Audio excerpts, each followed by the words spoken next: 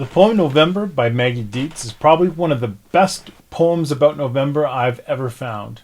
One of my favorite poems. And we're going to get right into it in a little mini lesson right here. So let's get to it.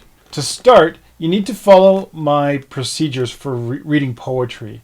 If you need a little refresher on that, there's a video here that will guide you through how to approach poetry. The really quick version of that, always make sure that you read poetry, you approach the first time you read poetry to enjoy it, and especially with this poem. You're going to want to just read it out loud so that you can hear the words. I have a link to a really great version of November that I made on my other channel. It's a video poem, so it's me speaking the words of the poem. You're welcome to listen to that. I would pause the video here, watch that, and then come back and continue from there. So you've either read the poem out loud or you've watched my version of the poem and you've heard the words. I hope you were following along with a copy of November. Now we're going to dive right into the words. I think it's worth at least reminding you that it takes a couple of listens to every poem in order to get a really good sense of the poem before you start looking at it as from an analysis perspective. So if you haven't listened to it or read it out loud and watched the video and maybe read it one more time just to get a sense of the rhythm, I'd recommend doing that now. Let's look at the poem in the bigger sense now, in the more focused sense. Starting off, we've got 1, 2, 3, 4, 5, 6 stanzas. And we're going to have a quick look at just the ends of the lines. This is like the first and fastest thing you can do for any poem. Just to decide really quickly, does this poem rhyme? Doesn't it rhyme? How does it rhyme? Right?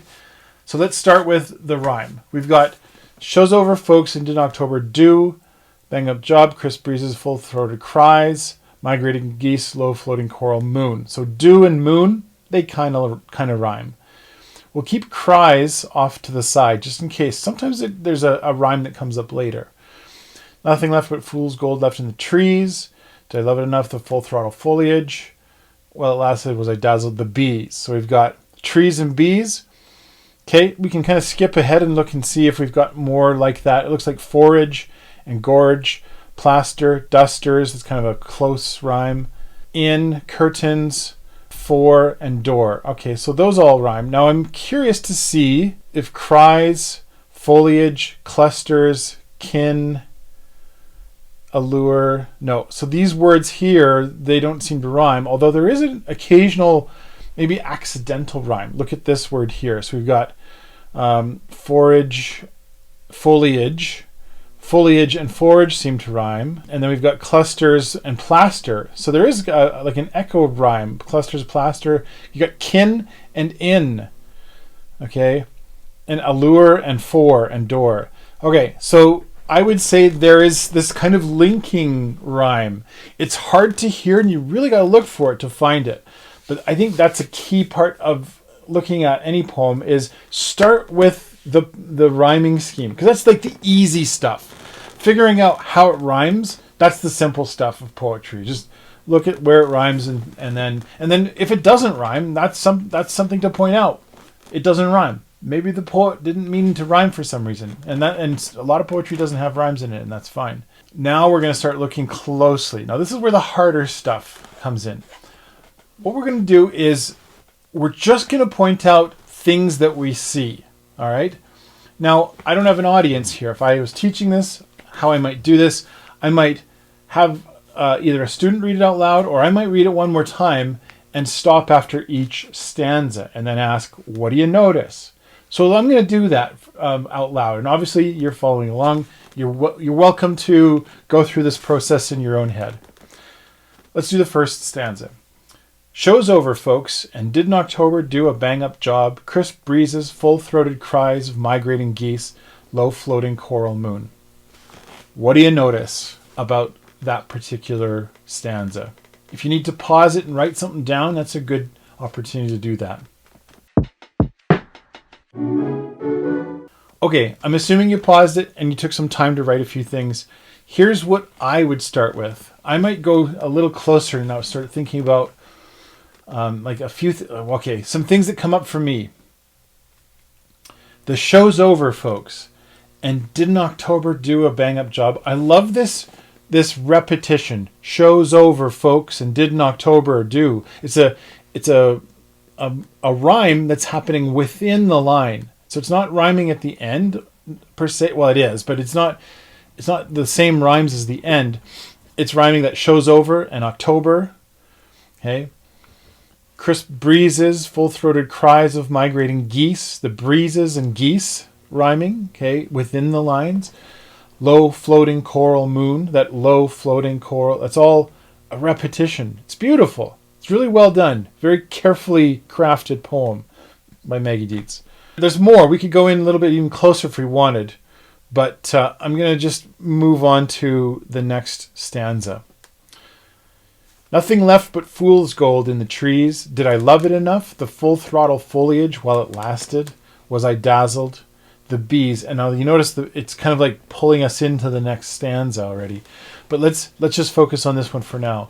What do you notice? Again, pause the video here. Write something down. Another strategy I would say is if you've got a copy of this, and you can print off a copy, I've put it in the description of this video, print the copy off, and then write your notes on the side. Okay, and this is your poem. Well, it's not your poem, you didn't write it, but Maggie Dietz wrote this.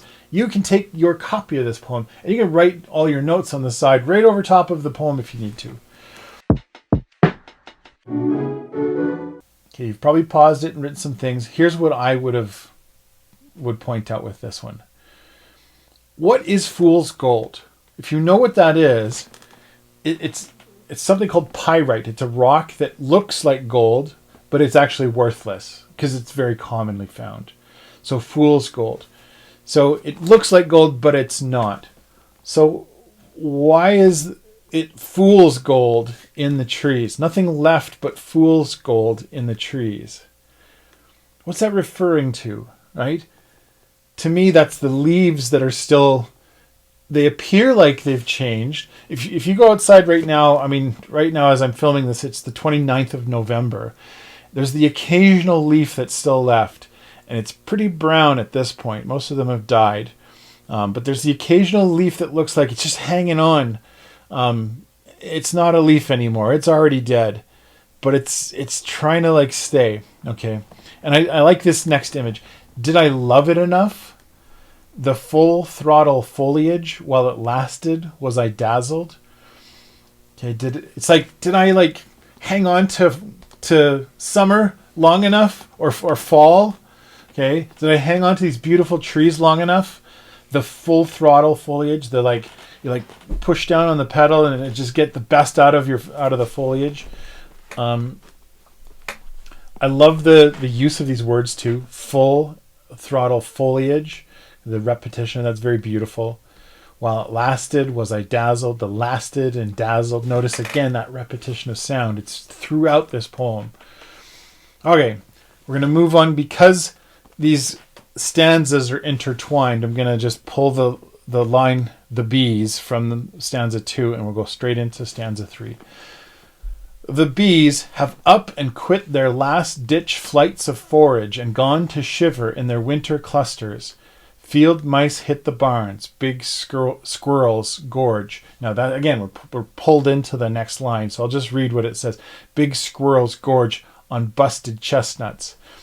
Okay, some of these lines are some of the most beautiful words you'll ever hear. I really love this use of language here. The bees have up and quit. So they've given up. They're like, I'm done. I'm finished. I can't take it anymore. Their last ditch flights of forage. They don't want to go out looking for flowers anymore because there are no flowers. If you know anything about bees that still exist throughout the colder months, some of them, well, most of them have died, or they actually do go and like hole up inside a hive hoping to make it through the winter. But most of them die. Okay, they've long since they've given up. They're no longer doing this. They're not looking. They're last ditch flights of forage. I love that repetition. Flights of forage, and gone to shiver in their winter clustered. Shiver and winter again repeated. It's beautiful. Field mice hit the barns. If you've ever lived anywhere near a farm, in the wintertime, this could not be more true about field mice. Okay, mice in the winter, especially as it's getting closer, that's where they'll hole up. They'll find a little nest and just kind of like go in there and wait until it gets warm again. Big squirrels gorge on busted chestnuts. Now, here where I live, there aren't a whole lot of chestnuts. You don't see that, but you do see squirrels. The squirrels you see where I live tend to go up pine trees, and they'll take pine cones and they'll just rip apart pine cones going after the pine nuts inside the pine cones. In other places, obviously, squirrels they're just filling themselves full of chestnuts if they can get them. I'm going to read the next stanza. I realize I didn't have you pause on the last one. I'll read this next one, and then I want you to write some things down on your poem in front of you. Okay, so we'll start with the last line. Big squirrels gorge on busted chestnuts. A sky like hardened plaster hovers. The pasty river, its next of kin, coughs up reed grass fat as feather dusters. Pause the video there. Write some things down. What do you think? What does it make you think about? What do you wonder about? Questions you have about this? Write all of that down. Pause it and then come back. This one here is one of my favorite lines in the whole poem. I love this. I think about this all the time in November. How different the sky is. And there's a reason why I think we look up more in November at the sky than we do maybe the other months. In November, there's these, where I live anyway, the skies often have that very pale look to them. And it has a lot to do with where the sun is. The sun's fairly low on the horizon, especially where I live here in Canada. And so you get these very pale white skies, and it's often threatening to snow.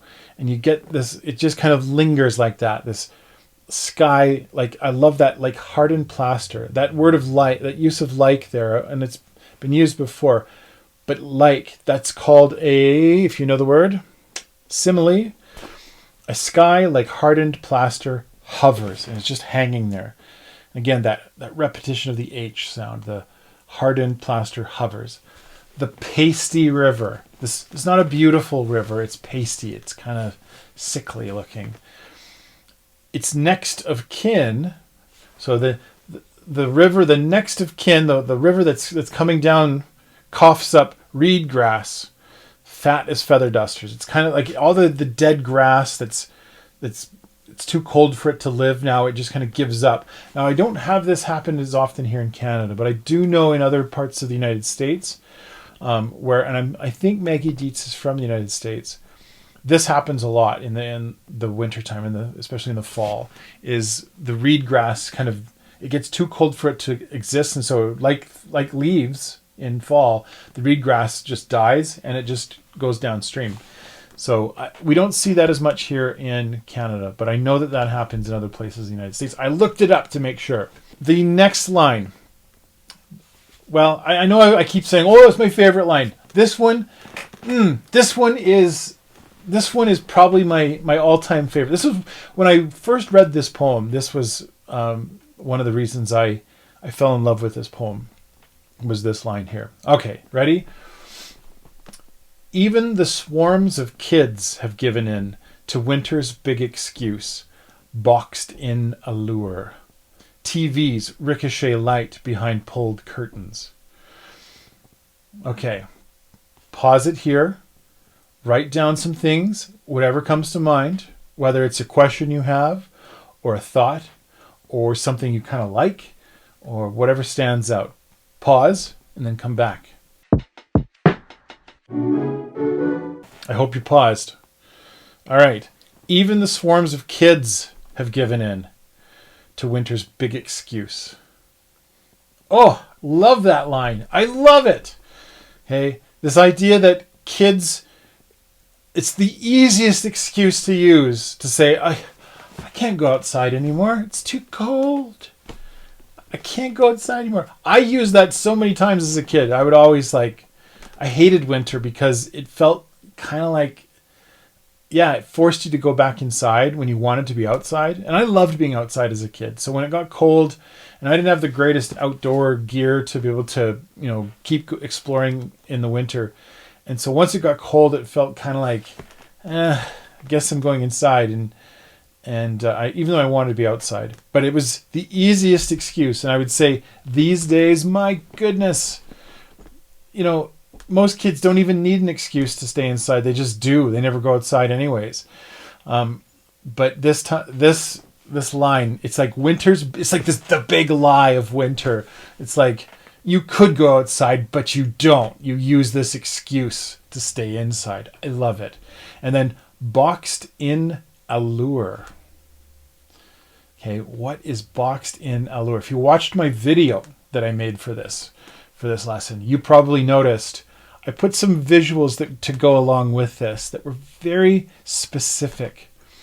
I'm very bothered by the fact that our society is so addicted to their phones. And I'm somebody who finds, putting my phone down very hard for myself. But I've been working on that. I've been better and better at just ignoring it. And I think that this like idea of boxed in allure, it's alluring, it's very tempting, it's very, it's pulling you in. And then the line, TVs ricochet light behind pulled curtains. The TVs, if you walk down the street, it seems very quiet outside because people are inside watching their TVs. They're not outside. Okay, last line. This is also a very beautiful finish for this poem. It's another reason I love it. Okay, here we go. The days throw up a closed sign around 4. The hapless customer who'd wanted something arrives to find lights out, a bolted door. Okay, beautiful closing to this. Now, again, pause it. Write some of your thoughts. What do you think all of this means? If there's words you don't understand or you're not quite sure about, maybe you identify those. Another thing is just, what does it make you think about? All right, so you've paused it. And now that you've unpaused it, let's go over these last lines. The days throw up a closed sign around 4. Now, where I live, this is absolutely true. I have a hunch that Maggie Dietz probably lives in a place in the United States that's very similar latitude as I live in. Okay, so in other words, like the sun goes down around a similar time, because around 4 o'clock it feels kind of like things are closing up. It's 3 o'clock right now, and it already feels like the sun's getting lower. Yeah, I love that idea. It's not that the day, puts a closed sign up, but it feels kind of like, oh, it's getting dark. And around 4 o'clock, it feels like things are shutting down. The hapless customer. What do you think hapless might mean in this instance? Hapless. The hapless customer. Almost like the accidental customer. The last customer, or the one that kind of who just happened to show up and was looking for something, who wanted something, arrives to find lights out, a bolted door. Now this stanza has a bit of a double meaning here. Because notice it started with, the days throw up a closed sign around 4. Okay. Now you can make this very literal and be like, oh, the days get shorter, and so shops close earlier, and poor customers, they show up and they can't get anything. But read it a little bit deeper if you can. See if you can go deeper with this. The days throw up a closed sign around 4. So the days seem to shut things down. It's like people start shutting themselves down. Okay. And we're kind of like the hapless customer who kind of wants something. It's kind of like, well, why are we stopping? And you show up and it's like everybody else has decided, no, we're done. We're giving in to winter's big excuse, and we're going home. We're going on our phones, and we're going to sit around and do nothing. Yeah, that's how I see that. You're welcome to interpret it your way, by the way. With all of these things, everything I said about this poem, oh my gosh, I said this whole thing without my microphone. All right, let's try this with the microphone. You're welcome to interpret this however you'd like. This is my interpretation. I hope you enjoyed my view of this, and I hope it helped you to understand it in your own way. I hope you took the time to understand this in your way. If you've understood this poem in a different way, I'd love to hear your interpretation below. Feel free to type that into the comments. And as always, feel free to like this video, make it part of your collection. Go back and watch this again if you want. Every November, I love the poem November. I always revisit the poem in November because, hey, why not? And we'll see you in the classroom.